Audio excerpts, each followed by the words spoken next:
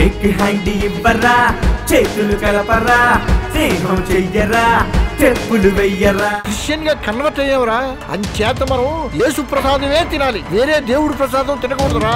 ఈ కులాలు మతాలు అన్ని పెద్దవాళ్ళు సృష్టించుకున్నవి. నేను అందరికీ నచ్చే విధంగా ఈ విధంగానే ఉంటాను. భాష అందరు వాడరా.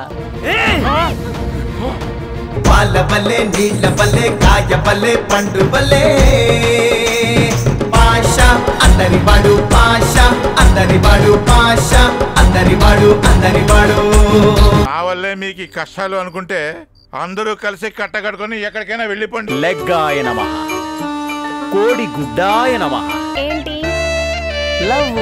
ఇదేంటి పువ్వు?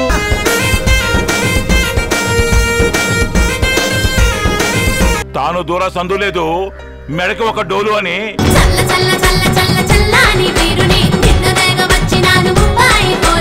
మొగాడికి సిగ్గు, వేసవికాలం రగ్గు వేస్ట్ అండి. ఇంటి ముందు ముగ్గుండాలి, ఆడపిల్లకి సిగ్గుండాలి.